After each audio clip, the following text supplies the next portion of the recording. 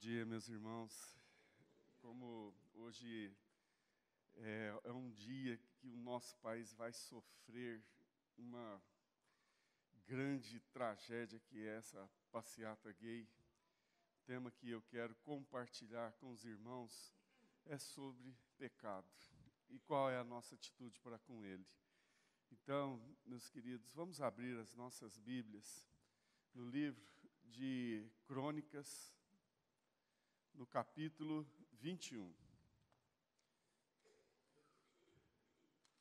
Depois do culto, quando desligar aí a internet, eu posso compartilhar algumas coisas que está acontecendo nesses últimos dias, naquela região onde estou trabalhando. 1 Crônicas, capítulo 21.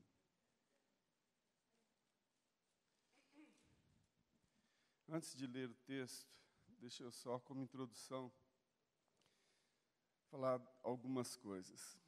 Eu conheci um prefeito lá da nossa cidade e teve um programa humorístico que armou uma cilada para ele. Foram lá e doaram uma TV, mas dentro da TV tinha um aparelho de GPS. Um mês depois, apareceu os cameramen com os entrevistadores e viram que a TV estava na casa de um secretário, sendo que ela foi doada para ser usada em alguma creche ou escola. Aí eles chegaram lá e pegaram esse funcionário da prefeitura no flagra, e aí ele acabou se justificando, e aí o grupo foi lá no gabinete do prefeito. Aí o prefeito foi pego de surpresa e acabou expulsando os repórteres de dentro do seu gabinete. E isso pegou muito mal para ele, porque se ele tivesse agido com mais sabedoria, em vez dele expulsar aqueles repórteres, se ele simplesmente falar, olha, eu sou como prefeito, não tem como fiscalizar essas pequenas coisas, mas o que é errado e nós vamos consertar. Primeiro eu quero pedir desculpa por isso que aconteceu e agora nós vamos corrigir esse problema. Seria até mais bonito, porque hoje o que nós estamos vendo no meio político brasileiro, não existe pecado, ninguém reconhece erro nenhum, só se justifica, põe a culpa em outro, e a nação inteirinha está sofrendo com tanta notícia uma atrás da outra de corrupção. Então, meus queridos, nossa igreja tem um momento no culto, toda a igreja reformada, onde nós pedimos perdão pelos nossos pecados. Mas hoje em dia parece que não é politicamente correto falar de pecado. Sabe, tudo é relativo, cada caso é um caso. Sabe, não existe mais absolutos. Então, meus queridos, nós vamos ver aqui na vida desse homem de Deus, Davi, onde ele foi acusado de um pecado, e aí vamos ver a atitude deles e qual deve ser a nossa atitude diante de circunstâncias onde nós pecamos contra Deus. Então vamos abrir aqui 1 Crônicas, capítulo 21, e nós vamos ler do verso 1 até o verso 14. Diz assim a palavra do Senhor. Então Satanás se levantou contra Israel e incitou a Davi a levantar o censo de Israel. Disse Davi a Joabe e aos chefes do povo: Ide, levantai o censo de Israel desde Berseba até Dan e trazei-me a apuração para que eu saiba o número. Então disse Joabe: Multiplique o Senhor teu Deus a este povo 100 vezes mais. Porventura, ó rei, meu senhor, não são todos servos do meu senhor? Por que requerer isso, o meu senhor? Por que trazer assim culpa sobre Israel? Porém, a palavra do rei prevaleceu contra Joabe, pelo que saiu Joabe e percorreu todo Israel, e então voltou para Jerusalém. Deu Joabe a Davi o recenseamento do povo, e havia em Israel 1.100.000 homens que puxavam a espada. E em Judá eram 470.000 homens que puxavam da espada, porém os de Levi e Benjamim não foram contados entre eles, porque a ordem do rei foi abominável a Joabe. Por isso desagradou a Deus pelo que feriu Israel. Então disse Davi a Deus: muito pequei em fazer tal coisa, porém agora peço-te que perdoes a iniquidade do teu servo, porque procedi muito loucamente. Falou, pois, o Senhor a Gade, o vidente de Davi, dizendo: vai, dize a Davi, assim diz o Senhor, 3 coisas te ofereço, escolhe uma delas para que te faça. Veio, pois, Gade a Davi e lhe disse: assim diz o Senhor, escolhe o que queres, os 3 anos de fome, ou que por 3 meses sejam consumidos diante dos teus adversários, e a espada de teus inimigos te alcance, ou que por 3 dias a espada do Senhor, isto é, a peste na terra, e o anjo do Senhor causem destruição em todos os territórios de Israel. Vê, pois, agora a resposta que hei de dar ao que me enviou. Então disse Davi a Gade: estou em grande angústia. Caia eu, pois, nas mãos do Senhor, porque são muitíssimas suas misericórdias, mas nas mãos dos homens não caia eu. Então enviou o Senhor a peste a Israel, e caíram de Israel 70.000 homens. Vamos orar. Amado Deus, nós estamos vivendo dias tão difíceis. O nosso país é um país campeão da promiscuidade. Já não bastasse o carnaval, onde é conhecido o nosso país por ser aqui como que o prostíbulo do planeta. Agora essa passeata gay que é tida como a maior do mundo. Ó Deus, perdoa, Senhor, a iniquidade da nossa nação. Ó Deus, retém a sua ira. Ó Deus, em nome de Jesus, tem misericórdia do teu povo que aqui está. Livra aqui cada família, Senhor, desse desgosto, dessa desgraça, Senhor, que está sendo o homossexualismo, não só no nosso planeta, mas está explodindo no mundo inteiro ocidental. Tem misericórdia, Senhor, tem misericórdia. Em nome de Jesus te pedimos. Amém. Meus queridos, pecado atrai punição. Pecado atrai punição. Isto é certo, é o que a gente mais vê na Bíblia, na nossa vida também. Mas o que eu fico assim admirado com Davi, como que esse homem, quando acusado de pecado, ele faz totalmente o oposto do que nós muitas das vezes fazemos e o que nós estamos vendo na vida dos nossos políticos aqui no Brasil. Por quê? Olha só como Davi reage diante do pecado quando é apontado, diferente de que muitas das vezes nós somos ensinados pelos nossos líderes a agir.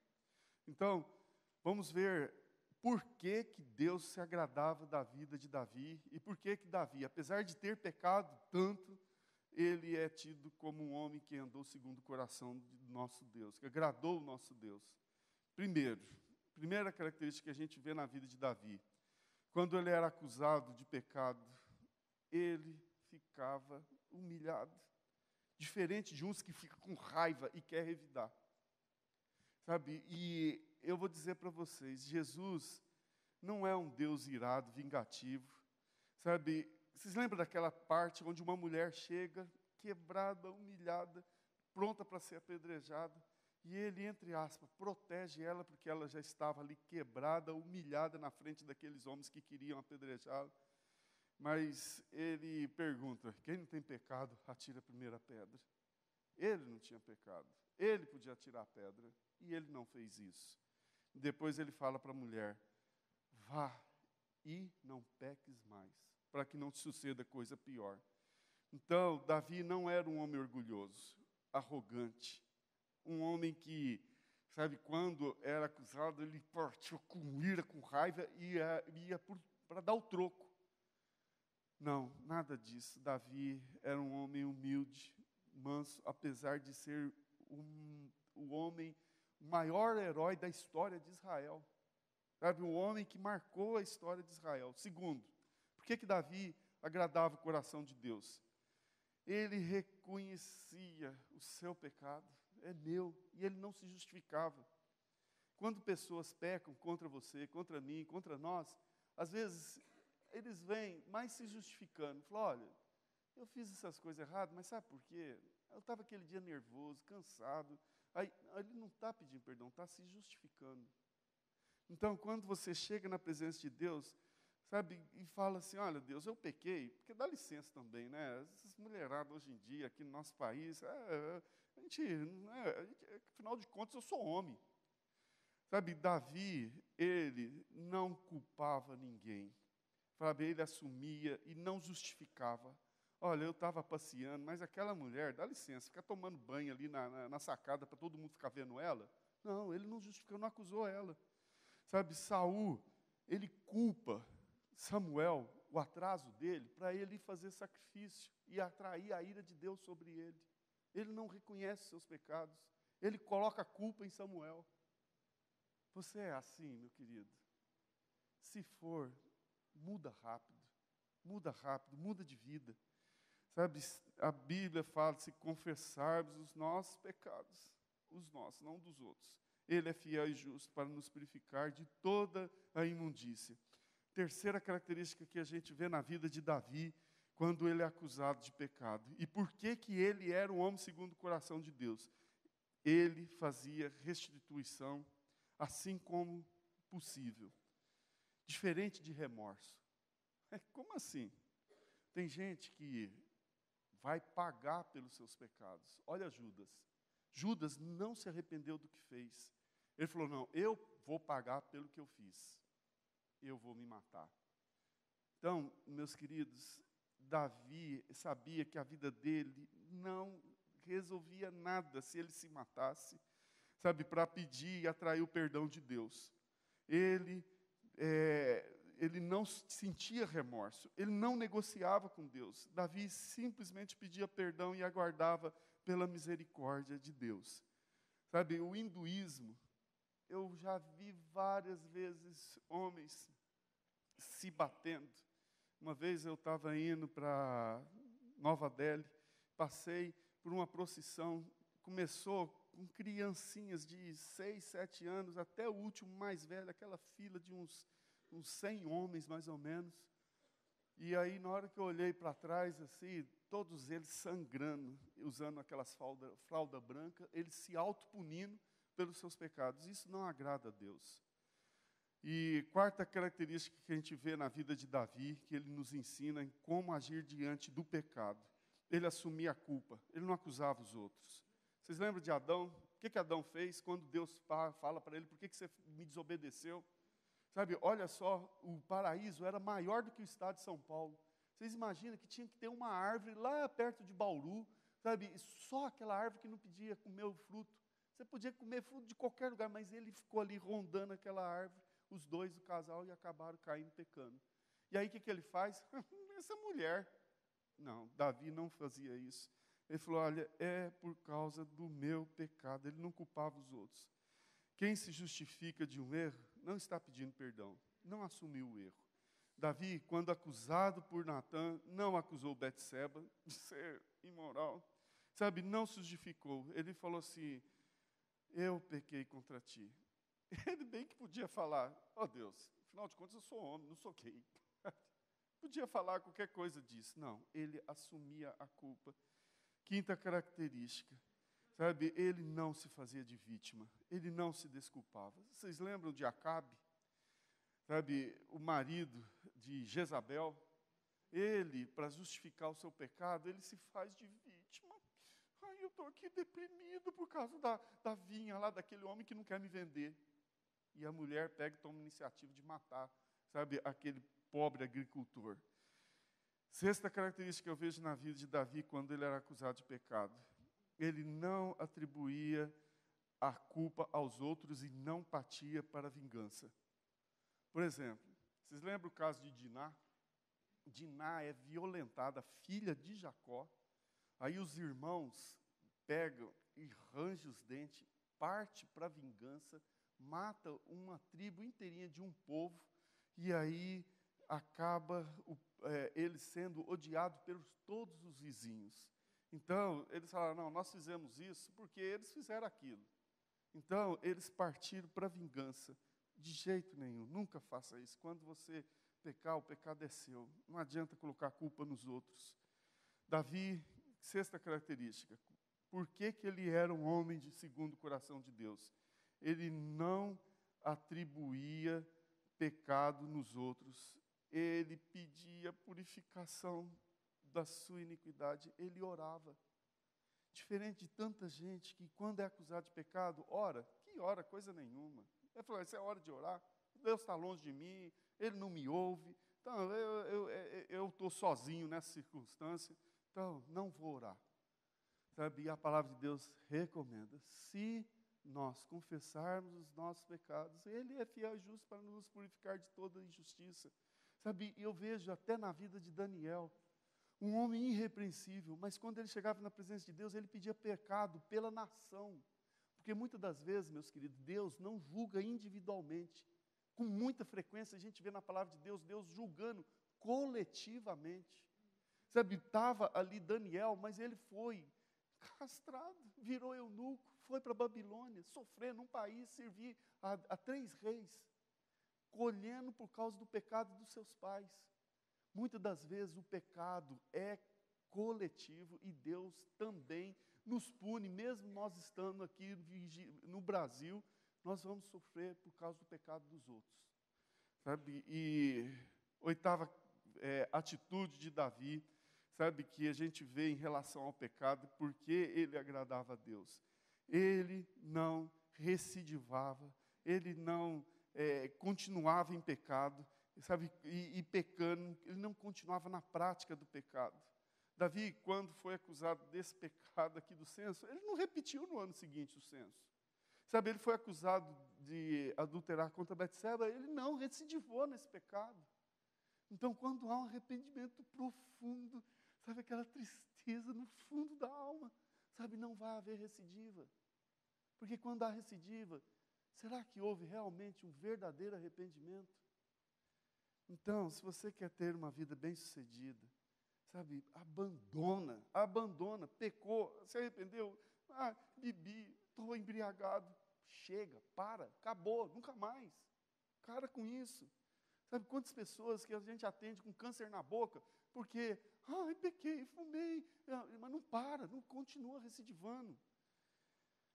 Nona característica que eu vejo na vida de Davi, que Deus se agradava dele. Ele aceitava o castigo e se julgava digno de punição. Ele não se achava, eu sou bonzinho, eu não mato, eu não roubo, eu não sou ladrão, eu não sou político mentiroso. Não, ele falou, Deus, eu pequei contra ti. Então, mesmo Deus perdoando, muitas das vezes nós vamos colher consequência dos nossos pecados. Quantas das vezes já visitei irmãos que caíram em adultério, pegaram AIDS no leito de morte, sabe? Ele falou, Ricardo, se Deus me curasse dessa AIDS, eu ia sair daqui, ia visitar todas as igrejas para chamar os jovens, não peque contra Deus. Mas acabou morrendo. Sabe, Deus perdoou, mas a consequência do pecado ficou. E Davi assumia a consequência do seu pecado. E ele, nesse texto aqui, vocês veem que ele falou, Deus, caia sobre nós, infelizmente sobre a minha nação, sabe, e que seja o Senhor a nos punir, não os homens. E aí ele aceita essa punição de Deus, sabe? Então, meus irmãos, quando nós formos acusados por Deus, primeiro, sintoniza o rádio, sabe? Essa hora aqui eu não estou vendo, mas tem sinal de wireless, tem sinal de TV, de rádio, você não percebe porque você não está sintonizado, você não tem um aparelho para sintonizar. Mas se você abrir os ouvidos e pedir, Deus, mostra para mim onde eu estou pecando contra ti, pode ter certeza que Ele vai falar. Sabe, com certeza Ele vai te mostrar onde você está pecando contra Ele. Então, Davi, ele fazia isso. Sabe, e muitas das vezes Deus usava um profeta. Às vezes Deus usa a sua esposa, seus filhos, sabe, ou seus pais para falar, filho, não continua nesse caminho, esse caminho é caminho de morte. Então, reconhece, não põe culpa nos outros, pede perdão, aceita as consequências da punição.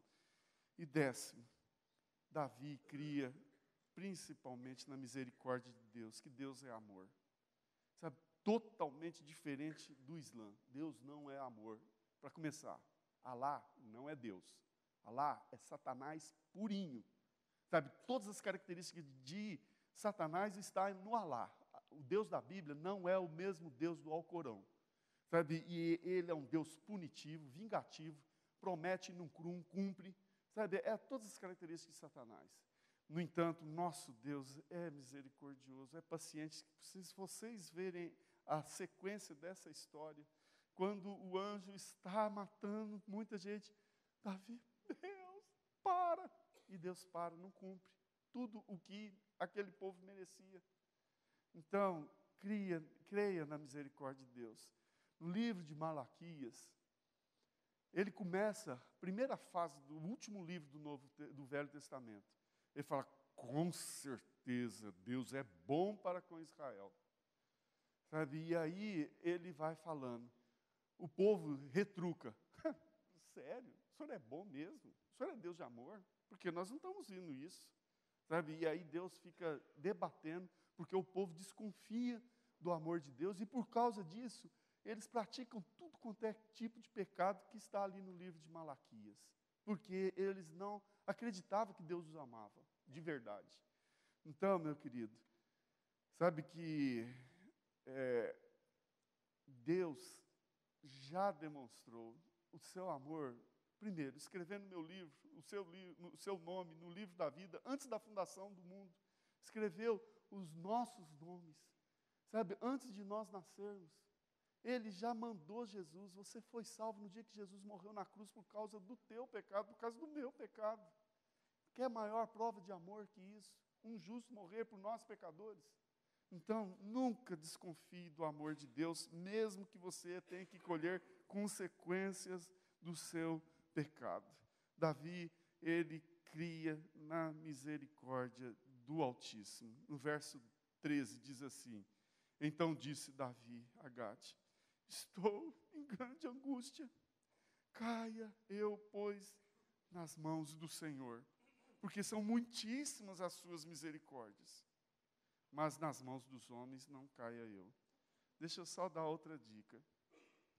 Pai, que você está aqui, ou até avô, você tem a função de ser o reflexo de quem é Deus na vida dos seus filhos e até dos seus netos. Deus é bom, mas não é bobo. É que nem uma moeda, uma nota que você tem aí no bolso. Se ela tiver um lado dela branco, que nem sulfite, uma folha sulfite, e do outro lado a nota verdadeira, essa nota é falsa. Se eu ficar aqui pregando só que Deus é amor, que Deus é bonzinho, que Deus perdoa, sabe, eu vou estar sendo falso, porque Deus também é justo juiz, Ele castiga, Ele pune, e Ele é um Deus que se ira também. Então, você como pai tem que mostrar isso para os seus filhos. Quando criança errou, pecou, tem que disciplinar, tem que ser duro. Meu pai sempre falava, filho, eu vou te bater, porque antes de apanhar do seu pai, do que da polícia, porque naquela época de ditadura militar, a polícia quando não matava, aleijava. Então, Deus é assim. A gente vê isso na Bíblia. Sabe, quando Deus pesa a mão, se não mata, aleija. Então, por favor, não espera Deus se irar ao ponto de descer a mão, descarregar a sua ira sobre a tua vida, sobre a nossa vida, sobre a nossa nação. Vamos fazer que nem Daniel. O pecado não é só dos outros, é nosso, é da nossa nação, porque talvez a gente também foi conivente para chegar a essa situação. Às vezes a gente não está sendo tão luz e sal da terra, por isso que está essa podridão. O nosso país, vocês sabiam que é um dos países mais violentos do planeta?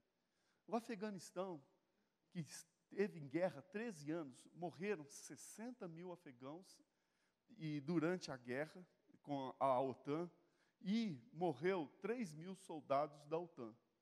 No entanto, no Brasil, só com arma de fogo, morre 60 mil por ano. O Afeganistão levou 13 anos para matar 60 mil.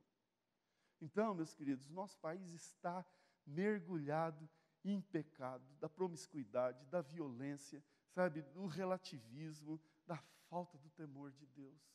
Então, vamos começar em nós. Sabe, Se você não escova os teus dentes, naturalmente você tem mau hálito.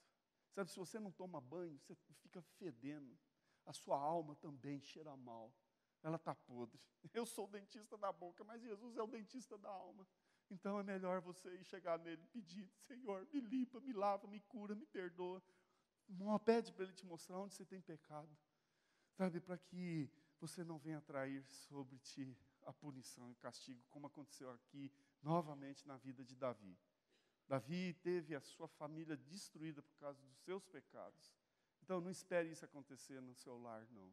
Vamos abaixar as nossas cabeças, vamos pedir perdão. Tem um hino que no nosso inário, sabe, que eu amo cantar hino, porque eles têm melodia, eles têm mensagem muito mais profunda que muitos cânticos. Hino 71 diz assim: sim, sofrimento te causei, ó Deus. Se ao meu exemplo um fraco tropeçou, e eu não andei nos bons caminhos teus, perdão, Senhor. Sim, vão e fútil foi o meu falar, e amor ao meu irmão não demonstrei. Ao sofredor eu não quis ajudar, perdão, Senhor. Sim, negligente foi o meu viver, sem me dispor a pelejar por ti. E firme em teu trabalho eu não quis ser. Perdão, Senhor. Escuta, ó Deus, a minha oração e vem livrar-me do pecado vil. Renova este pobre coração. Amém, Senhor.